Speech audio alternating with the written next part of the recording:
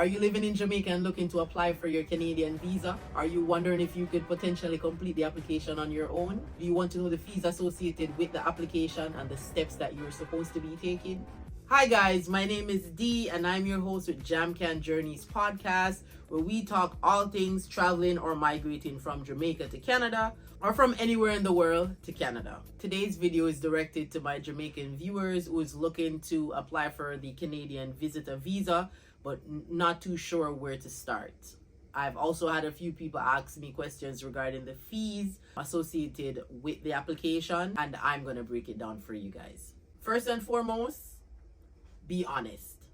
That's my first tip to you guys. Be honest. You decide that you want to apply for the Canadian visa. Obviously, you want to know what the fees are. Well, from the IRCC website, which is Immigration, Refugee, Citizenship Canada website, the fee is 100 Canadian dollars, which is about $11,000 on a day like today. Obviously, exchange rate varies by the minute. So as of a few minutes ago, it would be about 11,252 Jamaican dollars. Now that's the application processing fee. If you're required to do biometrics, that would be 85 Canadian dollars, which as of a few minutes ago would be around 9,500 Jamaican dollars. Now, you will find that if you use an agency in Jamaica to complete the application for you, they'll give you a lump sum charge and say, hey, this includes the application fee, the biometrics fee, as well as our agency fee. Now, if you're able to complete the application on your own, you would be able to avoid their agency fee, but you won't be able to avoid the actual application fee or the biometrics fee. As Jamaicans, I'm sure you've heard this saying before, the cheapest usually becomes the dearest. I say that to say, agencies are there for a reason. Sometimes we as applicants need additional guidance on what needs to be done, and based on their experience, they may be able to provide valuable insights. If you don't believe that you'll be able to successfully complete this application on your own, refer to agencies. I've had people who went through agencies and they were successful because sometimes that guidance or someone who has better knowledge is good when you're applying for the visitor visa. If you're applying as a family, there is a cap of 500 Canadian dollars for a family of 5 or more people. Now, those 5 or more people have to be applying at the same time and place. And your children on the application must qualify as dependents. In order for them to qualify as dependents, they have to be under 22 years old and do not have a spouse or a partner.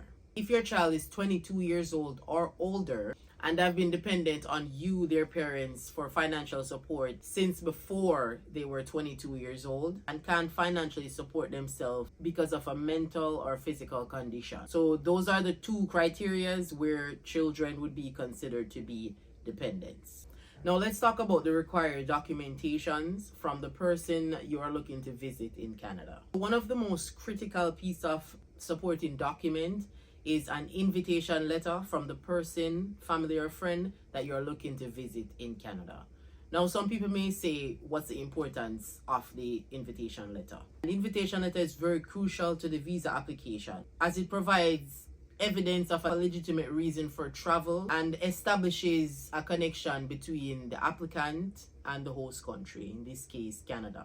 It helps the immigration authorities to essentially assess the purpose of the visit and the applicant's ties to the host. This generally reduces the risk of misuse of the visa.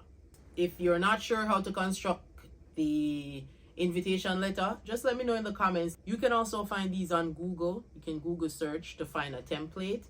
Again, it's not for you to use the information that someone have. It's for you to get a guide and tailor it to your situation.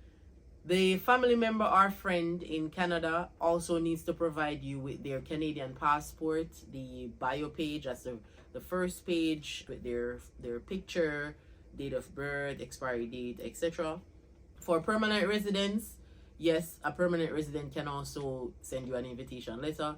For a permanent resident, they just need to provide you with a copy of their permanent residency card. Another supporting document that I find to be very useful is a job letter. a job letter for the person in Canada. In the invitation letter, if they indicate that they work for ABC company for XYZ years, it would be nice to have supporting document of that, making it seamless for when the immigration authorities are reviewing your application. And that would be it for the person in Canada.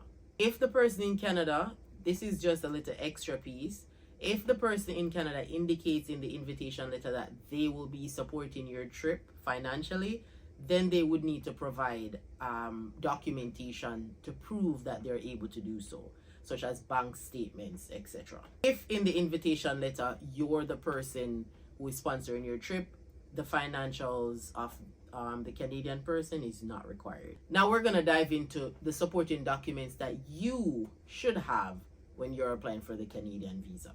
Thank you again for watching our video. Remember, this is Jamaican Journeys. I'm Dee, and I'll see you in the next video.